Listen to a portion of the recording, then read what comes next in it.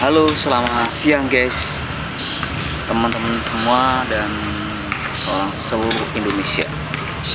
Pada kesempatan kali ini saya akan bahas yaitu tentang UMKM seputar toko kelontong.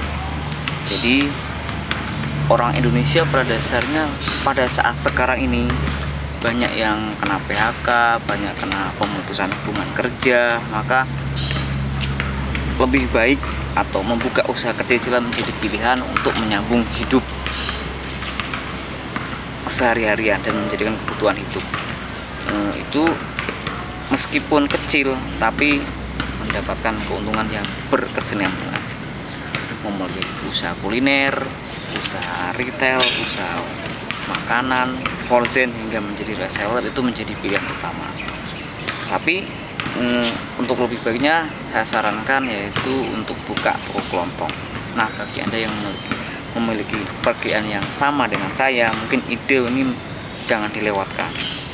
Membuka usaha kelontong ini teman-teman membutuhkan modal yang relatif kecil lah. Nanti kita bahas juga modal-modalnya. Tapi untuk peminat toko kelontong ini dari masa ke masa tidak akan pernah mati, walaupun banyak retail kayak Alfamart, Indomart, terus Alfamidi, Lobshop dan masih banyak lagi, ini tetap bisa bertahan. Karena kenapa? Ini menjadi kebutuhan pokok di masyarakat. Makanya saya sarankan teman-teman buka toko kelontong itu menjadi pilihan yang utama. Untuk kita ketahui bahwa di toko kelontong itu biasanya dijual kebutuhan pokok, sembako atau bahan pokok yang lainnya. Dan juga misalkan ada cemilan, rokok, dan alat tulis dan lain-lain, nanti bisa dilengkapi.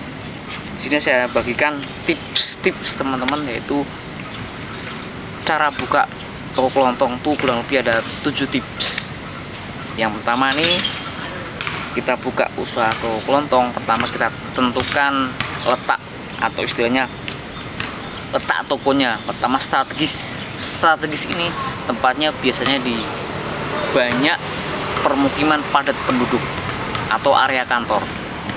Ini walaupun ada Alfamart, Indomart, kita tetap masih bisa bertahan atau bisa bersainglah dengan mereka.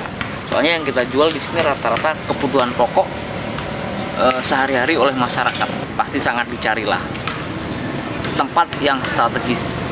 Saya sarankan bagi teman-teman, tempat biasanya nggak usah kita nyewa dulu. Kalau kita punya rumah, kita punya halaman atau ruangan yang dipakai, kita pakai yang itu dulu, yang nggak jauh dari permukiman. Kalau kita nyewa mungkin masih kena biaya sewa, tapi kita sarankan nyari yang dekat rumah, atau misalkan punya tempat space di depan rumah ataupun ada ruangan kosong, kita pakai untuk menghemat biaya pengeluaran.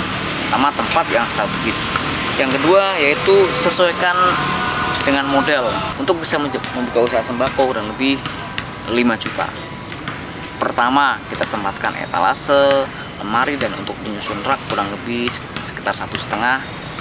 Dan yang 2 juta untuk modal bahan belanjanya, bahan yang mau kita jual.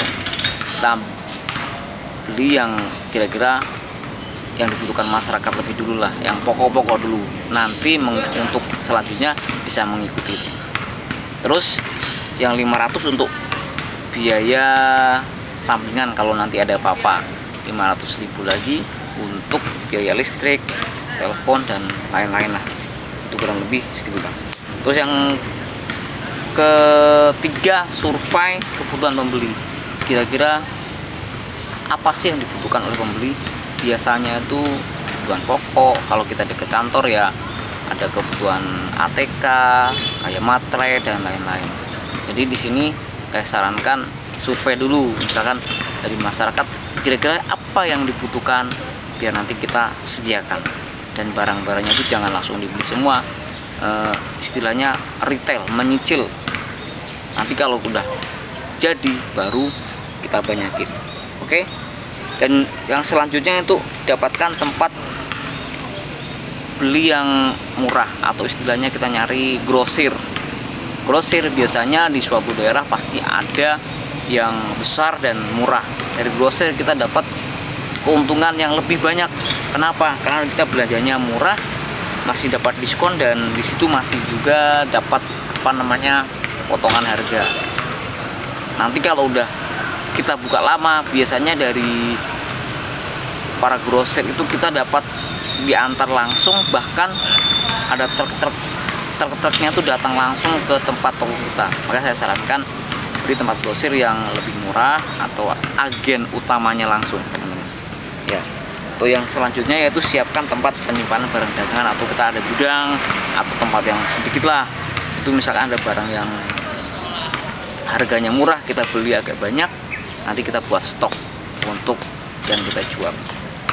Dan yang berikutnya itu memberikan pelayanan terbaik kepada setiap pelanggan. Artinya kita ngasih pelanggan banyak jangan jutek, jangan ini, kita selalu memberikan yang ramah sama pelanggan, dan jangan lupa ini kasih banyak senyum, jangan rundel lah istilahnya. Kalau kita jadi penjual tahu sendiri, harus saling menguntungkan, atau istilahnya saling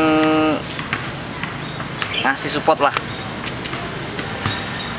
Terus yang keenam, atur dekorasi sedemikian rupa. Artinya tokonya ini harus selalu kita susun rapi, kita kasih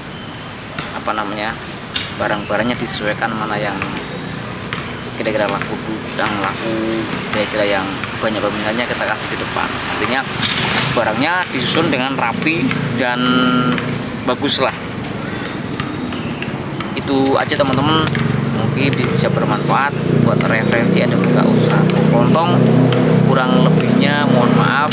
Jangan lupa teman-teman like, subscribe, dan share kepada teman-teman lain, dan semoga bermanfaat buat yang buka usaha, teman-teman seluruh Indonesia, menjadi inspirasi. Jangan lupa buka Ren TV. Terima kasih, selamat siang.